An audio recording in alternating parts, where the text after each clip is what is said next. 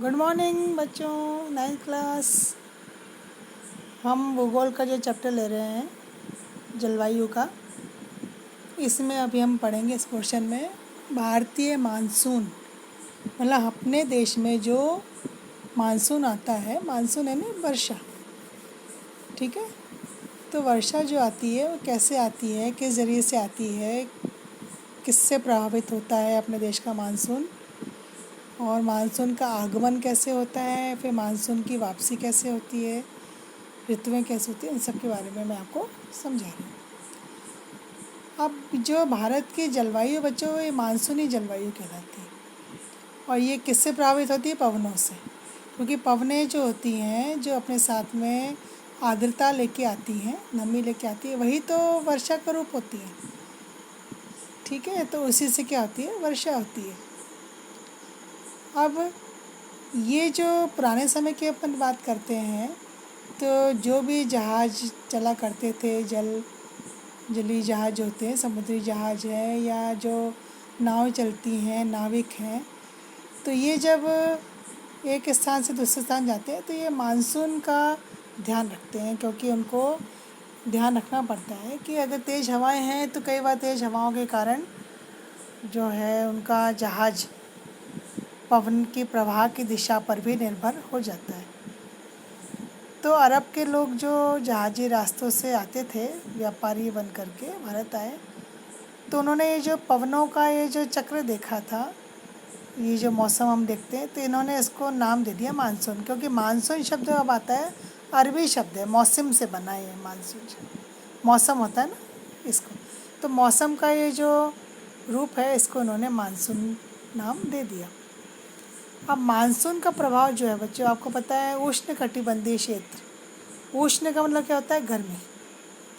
भूमध्य रेखा जो पृथ्वी के बीचों बीच से गुजरती है, ठीक है, उसके आसपास के क्षेत्रों में जितने भी देश होते हैं, वहाँ पर गर्मी का जो है वातावरण होता है, उसको उष्ण कटिबंध कहते हैं। और उन क्षेत्रों में क्या होता है, जब उष्ण कटिबंध होता है तो समुद्र का पानी या जो जलीय क्षेत्र है उसमें वाष्पीकरण भी होता है, और वहाँ पे वर्षा भी बहुत ज़्यादा होती है। तो ये जो उष्ण कटिबंधीय क्षेत्र में लगभग 20 डिग्री से उत्तर से 20 डिग्री दक्षिण के बीच में ये मौसम यहाँ पर होता है। तो मानसून जो है, इसके लिए कुछ इन्होंने पॉइंट्स बताए हैं कि कैसे मानसून की आने की स्थितियाँ बनती हैं। अब देखिए, ध्यान से सुनिएगा। पहला क्वेश्चन, स्थल और जल। मतलब स्थलीय भाग है ना ज़मीन वाला, और जल है ना जल वाला। तो स्थल भाग गर्म है और जल भाग क्या है? ठंडा है, ठीक है। तो गर्म है तो क्या हो गया? तापमान ज़्यादा हो गया। तो ऑपोजिट होता है बच्चों, जहाँ तापमान ज़्यादा होता है वहाँ वायु दाब कम हो जाता है, और जहाँ तापमान कम होता है वहाँ पे वायु दाब अधिक हो जाता है, ठीक है। तो ऐसी स्थिति में भारत के जो स्थल भाग हैं, वहाँ पर क्या है? तापमान अधिक है, तो वहाँ पे कैसा क्षेत्र उत्पन्न हो जाता है? निम्न दाब का। जबकि समुद्र के ऊपर कौन सा क्षेत्र बन जाता है? क्योंकि वहाँ तापमान कम है, वहाँ उच्च दाब का क्षेत्र बन जाता है, ठीक है। तो पवनें उच्च दाब से निम्न दाब की ओर चलती हैं, तो वो अपने साथ क्या लेके आती हैं? नमी और आर्द्रता लेके आती हैं। ग्रीष्म ऋतु, सेकंड पॉइंट, ग्रीष्म ऋतु के दिनों में ना, गर्मी के दिनों में ये जो उष्ण कटिबंधीय जो क्षेत्र बनता है, ये गंगा के मैदान, जो आपको बताया था ना मैंने पिछले पार्ट में, अपने उत्तर भारत का मैदान जो है वो भी विषुवत रेखा के 5 डिग्री उत्तर में यहाँ पर स्थित हो जाता है। तो इसको कई बार मानसून ऋतु में मानसून गर्त के नाम से भी जाना जाता है। तीसरे में, हिंद महासागर में जो मेडागास्कर द्वीप है, ठीक है, अफ्रीका के पास में, तो इसके भी पूर्व में लगभग अपना हिस्सा जो आ जाता है, 20 डिग्री दक्षिण अक्षांश के ऊपर उच्च दाब वाला क्षेत्र होता है, क्योंकि वहाँ पर समुद्र में क्या होता है? तापमान कम हो जाता है।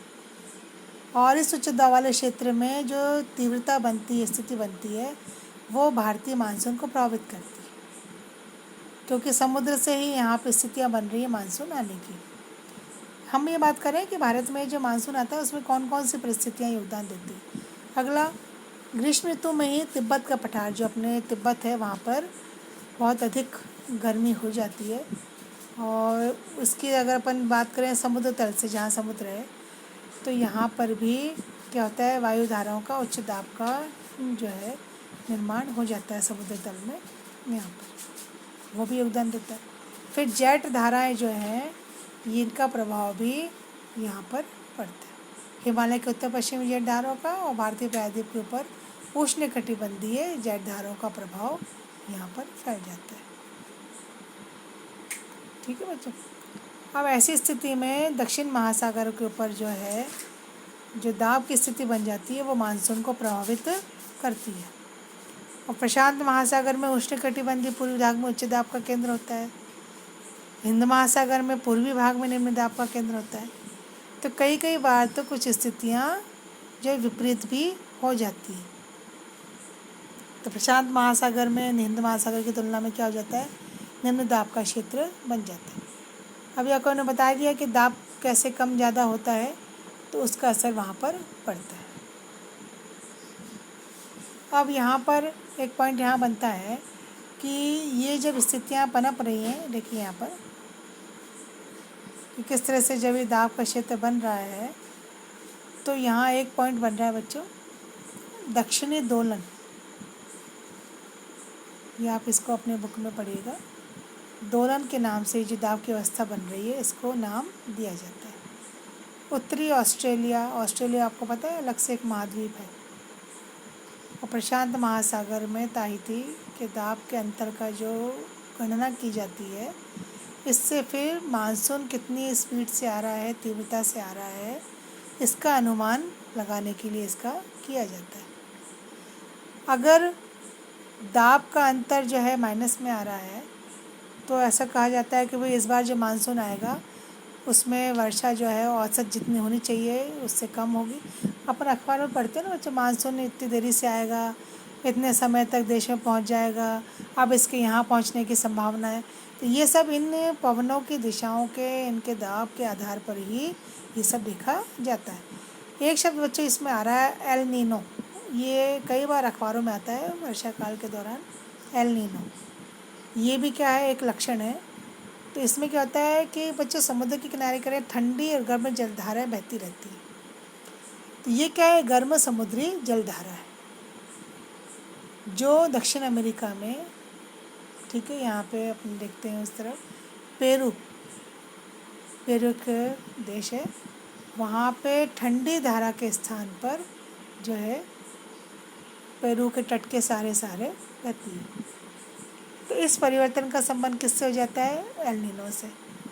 इसलिए ऐसी घटना जो होती है वहाँ पर घटती है जो कि ठंडी धारा के स्थान पर गर्म धाराएं जो बहती हैं, इसको एल नीनो कहा जाता है।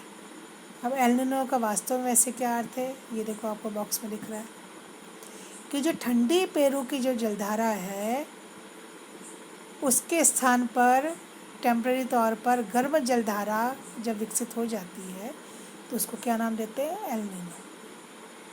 एल नीनो एक स्पेन का शब्द है जिसका अर्थ होता है बच्चा, क्योंकि ये इस समय क्रिसमस के आसपास ये बहना शुरू करती है और तापमान को क्या कर देती है, फिर ये बढ़ा देती है।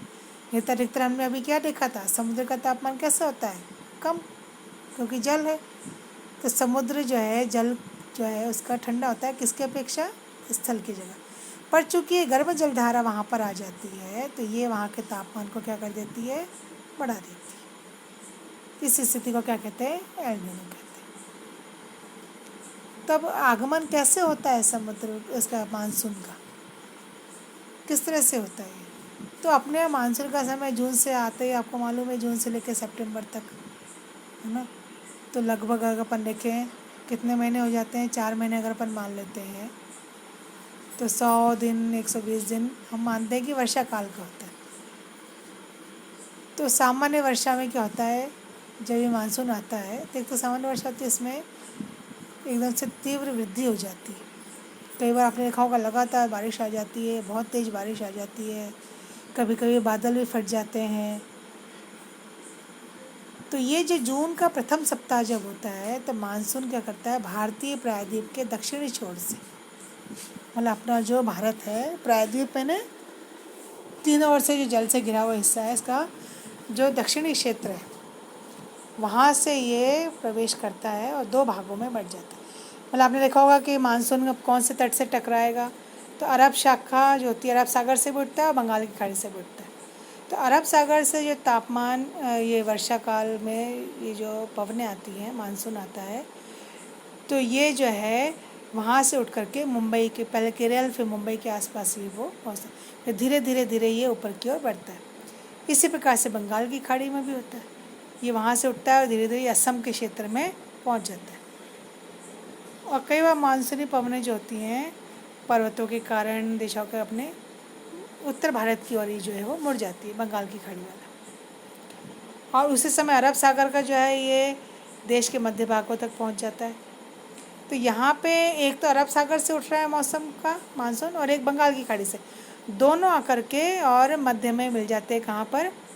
गंगा के मैदान के यहाँ पर आ जाते हैं। और मानसूनी वर्षा जो है बंगाल की खाड़ी में तो है ही, वहाँ पर आता ही है। और धीरे धीरे धीरे मध्य जुलाई तक मानसून हिमाचल और यहाँ तक पहुँच जाता है, देश के बाकी हिस्से तक पहुँच जाता है। और फिर उस समय भारत के राज्यों में क्या हो जाता है, वर्षा आरंभ हो जाती है। और अक्टूबर आते आते ये मानसून अब क्या हो जाता है, पीछे भी हटना शुरू हो जाता है, क्योंकि उसमें वर्षा काल जो होता है वो समाप्त हो जाता है। और धीरे धीरे धीरे धीरे ये जो है यहाँ पर इसकी समाप्ति होने लगती है। और द्वीपों पर भी जो है मानसून की जो है बारिश होने लगती है। तो मानसून की वापसी भी जो है कम से कम मान लो अपन दिसंबर में या समय, पर कभी कभी ये वापस आगमन भी इसका हो जाता है, वापसी हो जाती है। तो सर्दियों में भी आपने देखा होगा बारिश आ जाती है, तो इसी वजह से हो जाती है। तो वापसी जो हो रही है मानसून की, ये भी एक जो है प्रक्रिया होती है जो उत्तर पश्चिम राज्यों में सितंबर से आरंभ हो जाती है। और कभी कभी मानसून पीछे हट भी जाता है, फिर इसका वापस आगमन हो जाता है। तो ये जो ऋतुएं होती हैं इनके परिवर्तन के कारण यहाँ पर ये हो जाता है। तो आज इतना ही। ये ऋतुओं में आपको मालूम ही है ऋतुएं कितने प्रकार की होती हैं अपने यहाँ। शीत ऋतु है, ग्रीष्म ऋतु है, और उनके कुल समय काल मैं आपको पहले भी बता चुकी हूँ। तो ये बाकी बच्चों अपन इसको बाद में देखेंगे। अभी हमने यहाँ तक ही पढ़ा, अब हम ऋतुओं का पढ़ेंगे, फिर मानसून की वापसी कैसे होती है उसका जिक्र हम करेंगे।